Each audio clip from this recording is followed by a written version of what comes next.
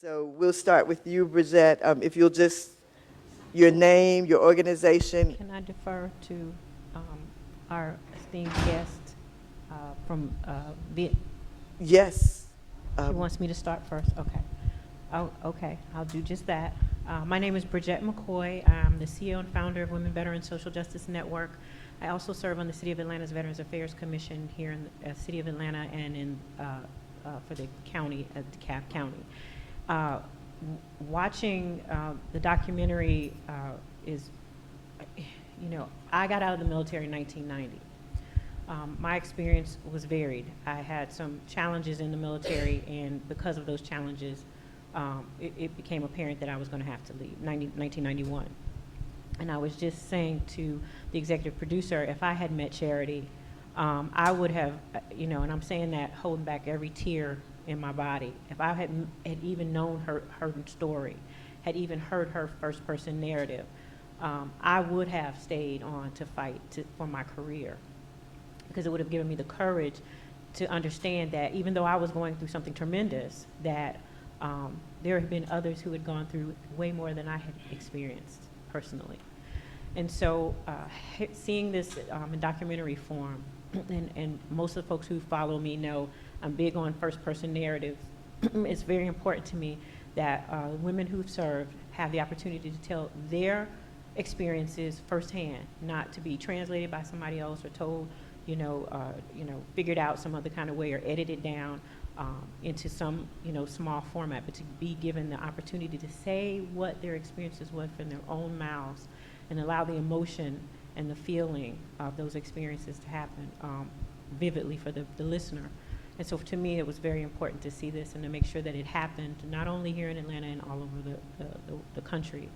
So I'm just honored to, again, like I said, I'm just holding back every tear because it's very humbling to see what women that came before me did to make the path even less complicated for me to serve, even in the difficulties that I had.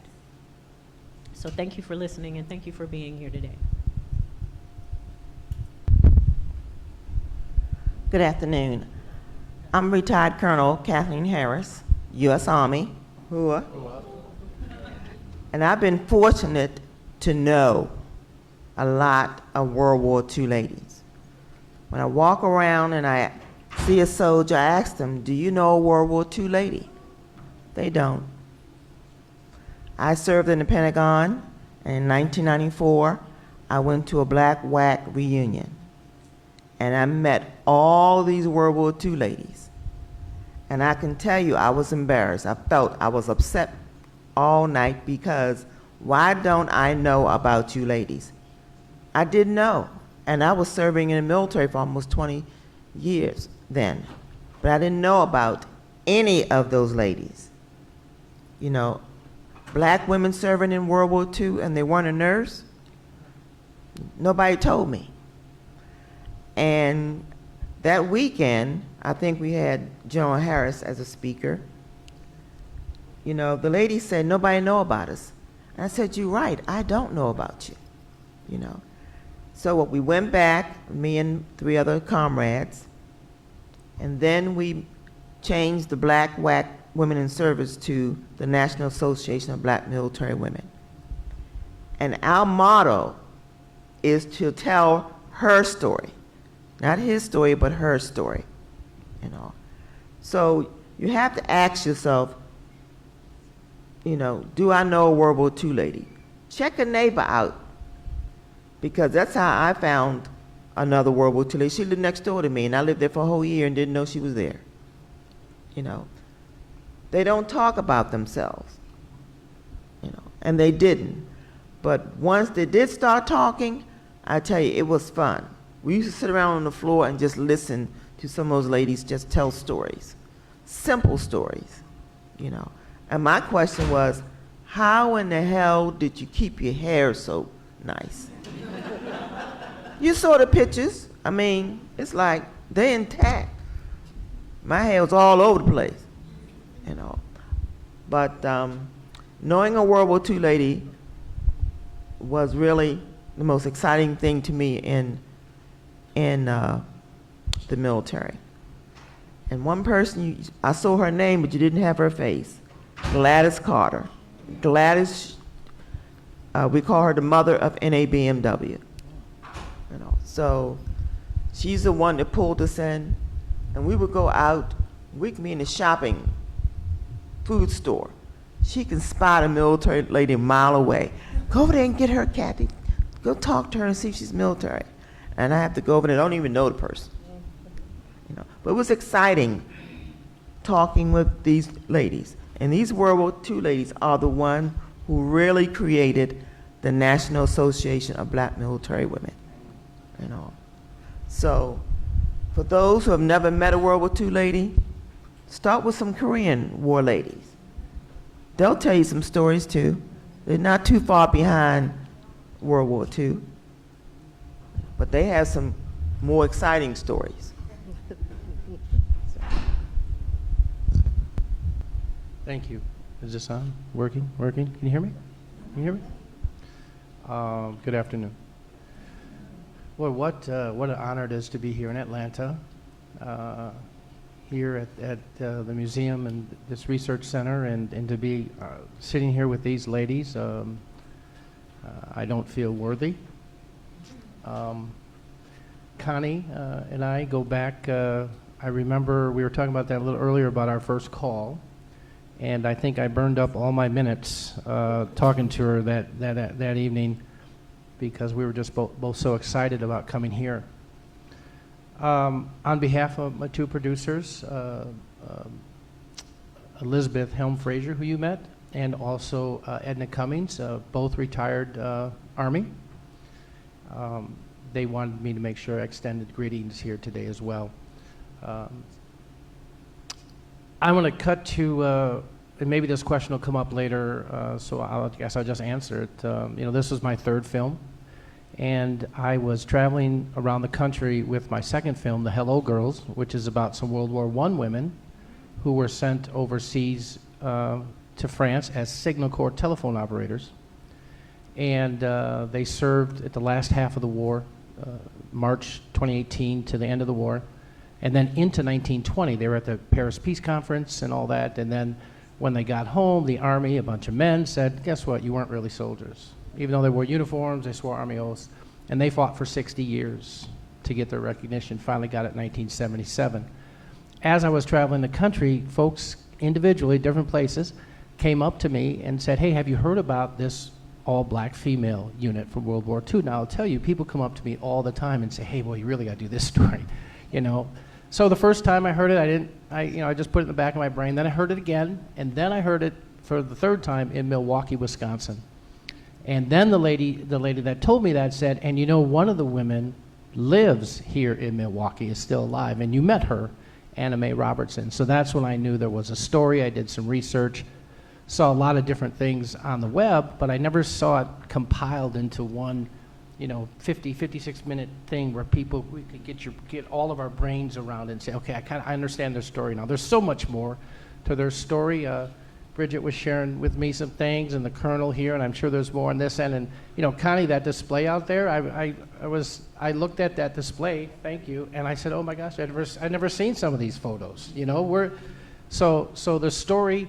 The great thing is when we showed it in Birmingham, England, the U.S. Embassy brought us over, Edna and Liz, and the first place we showed it was in Birmingham, England. And sometimes history aligns right for you.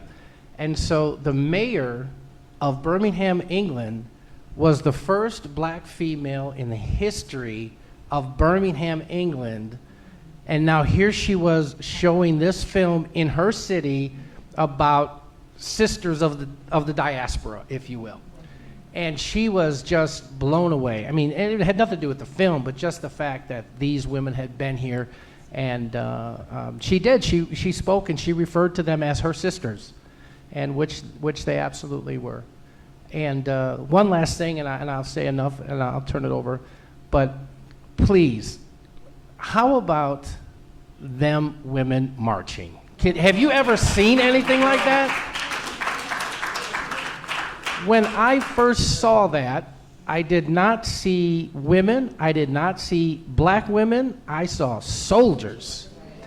And the first thing that popped into my mind is that I need to send this to all the basic training posts in the United States and have them show their new troops, this is how you march. This is how you do it. So I always want to finish with that. Now I'll turn it over. Thank you. Thank you so much. Can you guys hear me? Yes. Again, my name is Sparkle Adams, and I am the president of the Atlanta chapter of the National Association of Black Military Women. Watching this film, I kind of reflected back, and what struck me was the military bearing. And I'm a stickler on that.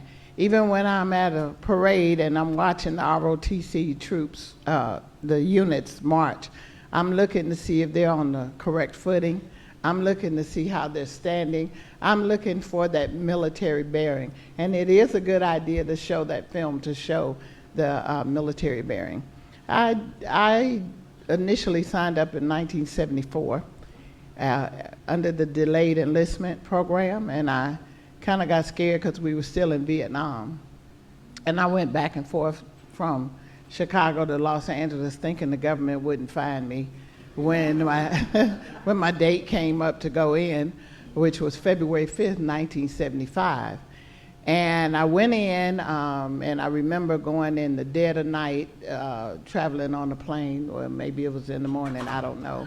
But I also remember going around having to pick up cigarette butts and all that, which I didn't understand, but it was what it was.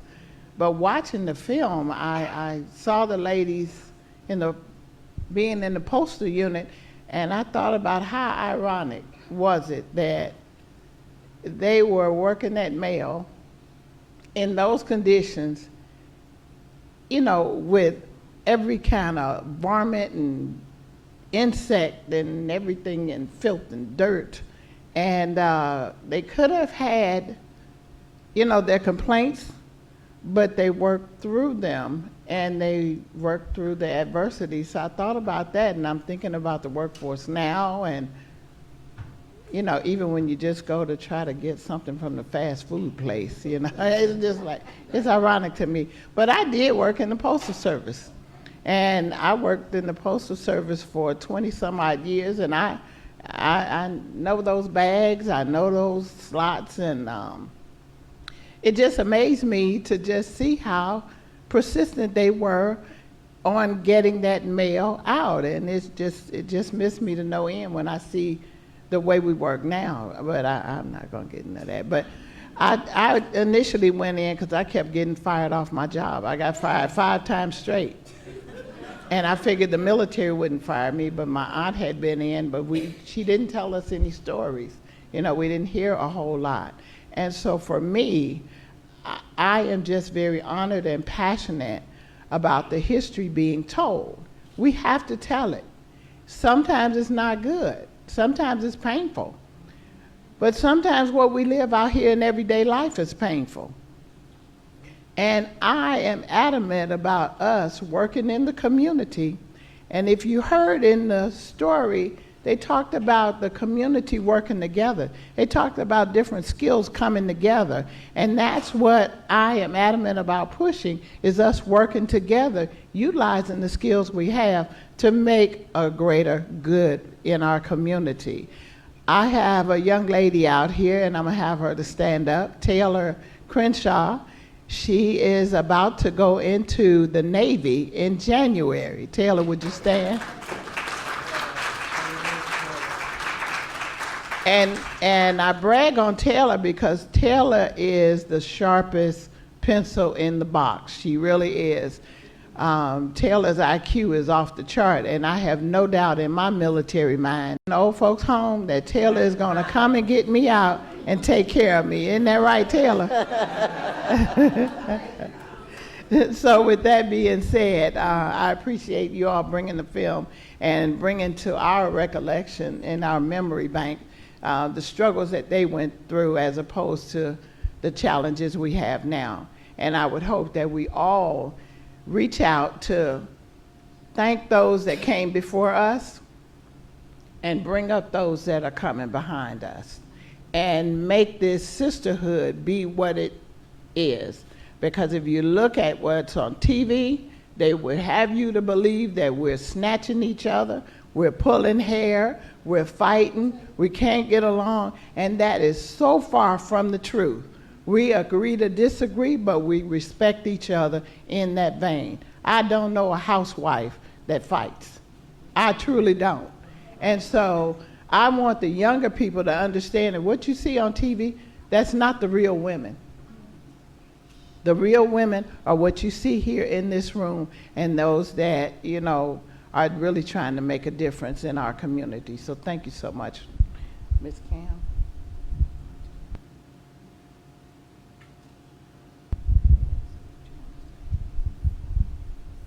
Good evening. My name is Camilla, middle name Lolly, last name Lowe. First of all, I must acknowledge that I love the Lord. He heard my cry and pitied every grace. Long as I live, and storm and troubles rise, I'll hasten to his throne. I was born in Hartford, Connecticut, 87 years ago. And then, yes, I enlisted. I thought I was going to the Army, but no, I was sent to the Air Force. I was told that they would send me to the branch of service that needed the most. And so, after going to, I can't do it, but anyway. Just a minute, please.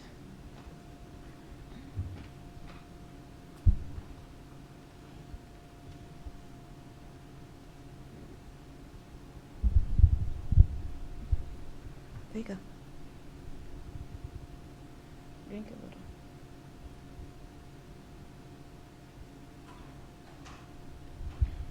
Just tell them what you did in the Air Force.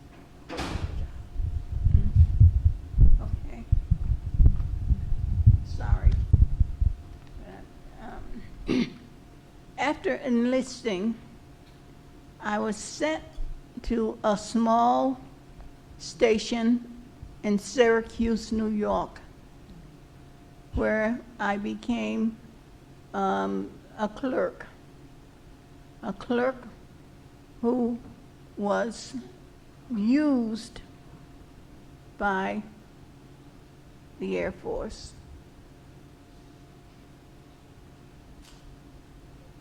My mom had told me that if I wanted to go to the Air Force, it would be okay. My brother said no. My mom said yes. So I went to the Air Force. I was stationed in South Ruislip, England for 3 years. For 3 years, I was a clerk. I was a clerk who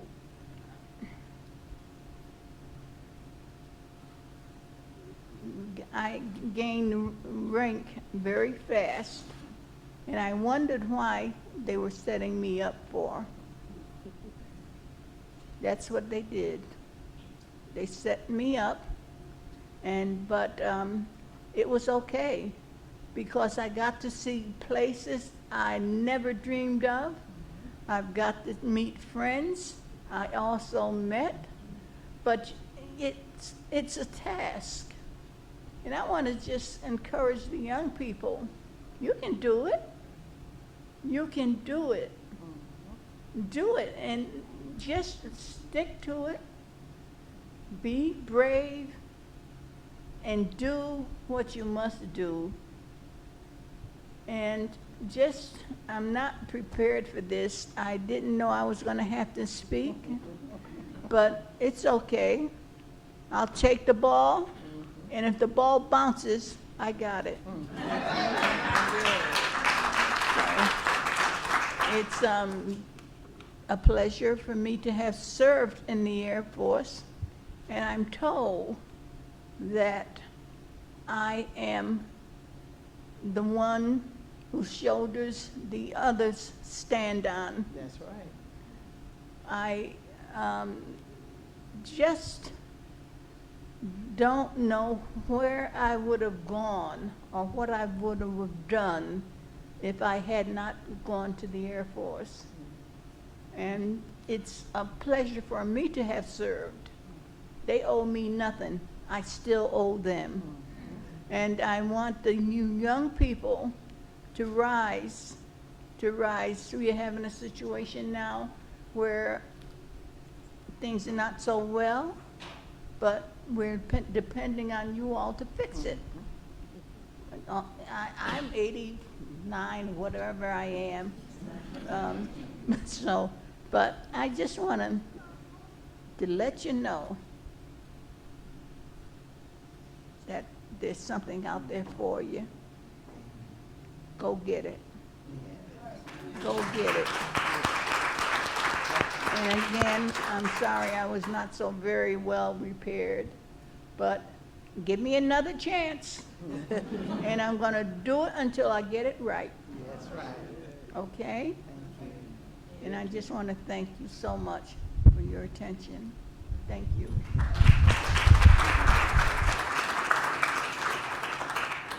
We'll do a few questions now. The first question is for the current president, since we have two presidents of the National Association of Black Military Women on the stage. And let's take a moment to honor them, because being the president takes a lot of doing. Sparkle, Yes. you've, and I'll take you first because you're Air Force, and I'm partial like that. Okay. Just briefly tell us, in your own words, what it means to see the movie as the president of this wonderful organization, and how does this set you up for the future? That's funny you would ask that question, because I was just sitting up here thinking about it, because I'm looking at the fortitude and the strength exhibited in that documentary. And I also think about the fact that my last name is Adams. And her last name, Charity Adams, before she was early.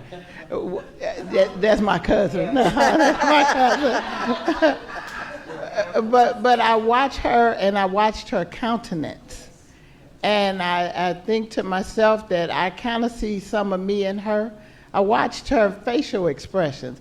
And I have to really be careful about my facial expressions, about my comments, and about my leadership. I have to really be careful to know that I'm a hard charger. They often get on me because they tell me I don't sleep.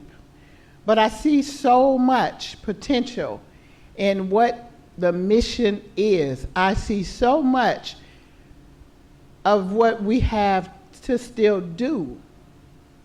I see so much that we haven't done. And so watching this film and watching these ladies, I know that I still have a task before me, but I know I'm in capable hands because we have a great organization. I have some soldiers that are not only on my right, they're on my left, they're in front, in back, under me, over me, and All right. they're all over me. And so they're not going to allow not only me, but us as an organization or us as a group to fail. And so watching Charity Adams stand up to the powers that be, I'm not afraid to stand up to the powers that be. I didn't get a bridge off of 75 in my name because I didn't stand up. Dr. King said, if you don't stand for something, you'll fall for anything. And so for me, if it's wrong and you see it's wrong and you say nothing, you're just as culpable as the person that does it. So I refuse to stand by and let wrong things happen and not say anything. And that's for me, and that's for the organization as well. So. Just for a minute, if I could get the black coats to stand so that everybody could see just how many members of the National Association of Black Military Women, a mouthful, are present.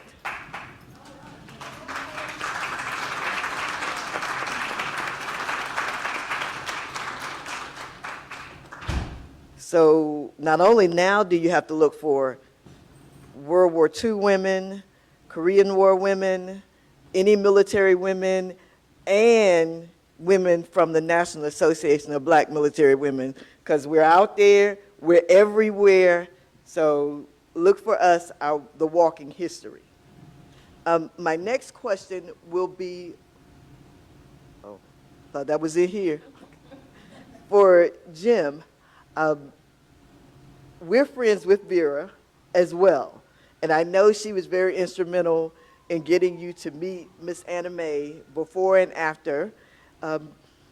How has this affected you, being around all of this power and finding the power? Because I know it transcends the grave and the history books to jump out on, and it's still jumping out of the film and being represented. How has it changed you? So the women, Ed and I joke about this all the time, and I would share two things when we started this project. I said, the most important thing is we keep the women out in front of us, and that I anticipated that there would be some attention that this film would draw, and that it would stop immediately if it suddenly became about me or them or them. It needed to be about the women. And that wasn't me talking, that was the women talking to me.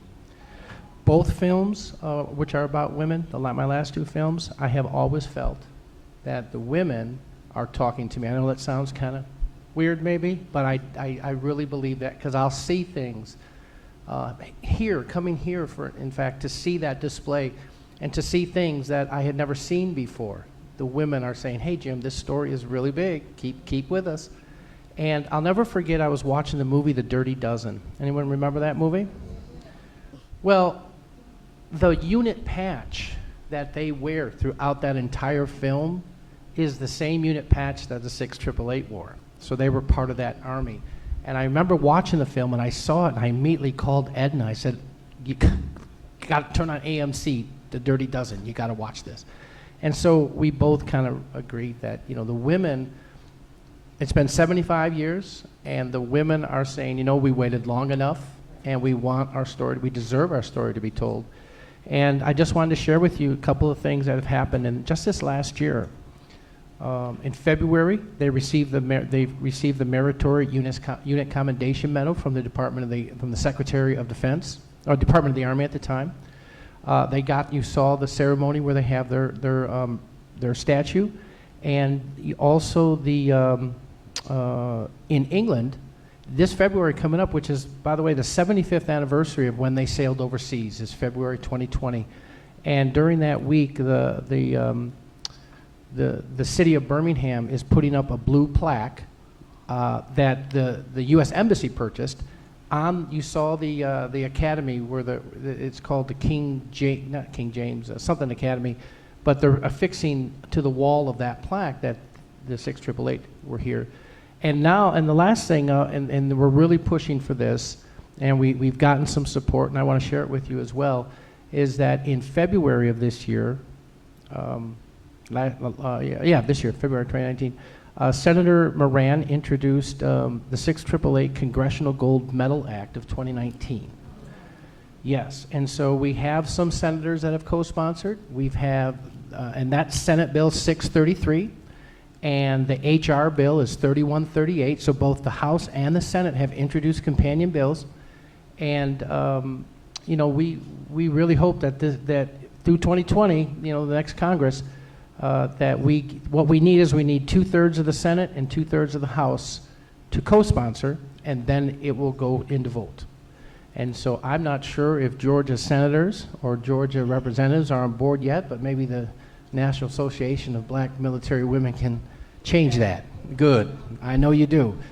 But we hope that happens for them, because 8 of them are still alive, and how glorious that would be for those 8 and some of the descendants to be able to stand up there and accept that recognition, which dates all the way back to George Washington. George Washington was the first one to get one. And so the Tuskegee Airmen have one, and Montford Point Marines, and certainly these women are in the same breath and in the same sentence as them. And then the last thing I want to say, and I hope I don't know, I maybe diverge, but this is what has happened to me. I mean, part of the question, these are the things that have come about. And so I wanted to share with you one of the great ironies. You remember Charity Adams telling the story about the Red Cross and want to segregate the black women. And she said, no, over my dead body, it's not going to happen. Well, years later, when she went back to Dayton, Ohio, Charity Adams, and they probably didn't know at the time, I'm speculating here, but the the Red Cross National Board asked Charity, because she became very well-known educator and things like that, asked her if she would be on the national board of the Red Cross. And she served on that until the very last years of her lives, and I can only imagine that she was there because I think this is a lesson, well, certainly a lesson for me and a lesson for all of us. If you want to make change, you got to get at the table. You got to get to the table. And she got herself to the table. And as the rest say, they all were, but I have a particular fondness for Charity Adams. She was really something. So Thank you. I don't know if I got to the You question, did? but it You did. touched yeah. on all of it. It was a long way to get there, yes. I'm very That's all right. impacted It by the was women. your way, and I that probably we could have could- said that and been done with. Colonel Kathleen, you're up next. For those of you that don't know, this is the pillar of strength. For this young lady to have fought her fights and continue to fight her fights while pushing us to the forefront to make sure that the National Association of Black Military Women here in Atlanta does not go away. And for that, I want to thank you. But take a brief moment to tell us how you first felt when you recognized and realized that your neighbor had already kicked in the doors that you were able to walk through. Well, she was Navy, so you know how that is.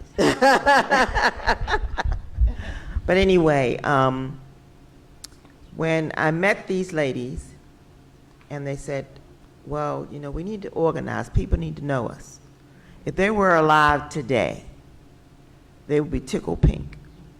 I mean, they always wanted us to wear our uniforms because they loved seeing the female soldier in uniform. You know, of course, we wanted to take them off because all we did was wear uniforms. You know, but in 1998, that was the first reunion that we had under the name of NABMW. You know, they've been having reunions every 2 years since 1976, but in 1998, here in Atlanta was our first reunion. Charity was there, and we had a couple people who wrote books. You know, one of the ladies is Moore, Brenda Moore, up in Buffalo. You know, she traveled with these ladies for a good while and talked to a lot of these World War II ladies. That was one of the things she was commissioned to do. And her book is a very good book. You know, there's 3 books that you should know. Putney's book, Charity Adams' book, and Brenda Moore's book. They're on my poster out there in the display. It was just a joy reading those books because you learned a lot, you know. And these ladies was just a little concerned because nobody knew about them. Nobody knows about you unless you stand up and say, I served. You know, I told folks, yeah, we saw Hidden Figures. You know, nobody knew about the lady, but she knew. You know, I don't know who you are, but you have a story, whether you're military or not, you have a story. And you got to tell your kids what you did when you were younger. You got to tell them, especially when they're going this way and not this way, you know, because they don't know about you. And these ladies, when the family calls me up and asks me, do I know their grandmother? You know, and I'm sorry, but I don't. But somebody might, one of these World War II ladies might know, you know. So I send the word out to them, do you know this lady? She served in this company. They have a picture of her. And then some ladies respond back, yeah, we know who she is. And Gladys Carter, I keep saying Gladys Carter. Oh, you're not getting away. You're not getting away. You know, and her and I was very tight. When she moved, I moved. And I lived in Atlanta and she lived in Chesapeake, Virginia. And she was always going to different places, you know. But she can spot a soldier and she wanted to know about that soldier. She asked him lots of questions and, you know, and they talked because she was a very outgoing person. But please, guys, tell your story. Somebody in your family needs to know and be proud. My mama talked about me all the time. That's the one in the military. My mama had 9 children. But they knew the one in the military. You know, and then again, I was bossy anyway, so of course. I was. Yeah, no, I was bossy. Ask my 5 brothers. But no, you know, they were a joy to me, but they ran me ragged. Oh, because they were very, very active. And that's the best thing they can tell me. I said, why are you living so long? I mean, that might sound bad. I said, why are you living so long? Because we don't keep still. You know, we be in a reunion, I get up early, 7 o'clock, that's early for me, just to get downstairs to fix things up before they come down. I learned my lesson. Those ladies, by the time I get down there, they've been down, out to eat breakfast, and back, and want to know what can we do. And I put them to work. You know, I learned from them. You know, but I'm sorry if you never met a World War II lady. I'm sorry, because they are something. So the last thing we'll do before we let you guys go, because time again is of the essence, we always believe in honoring our women and men from our military stature. And we've got a gentleman in here that's a World War II veteran. I don't know Daddy's name, but if you would stand, sir, so that the women and men here will know who you are and we can recognize you as well, because we know you paid the price as well to serve.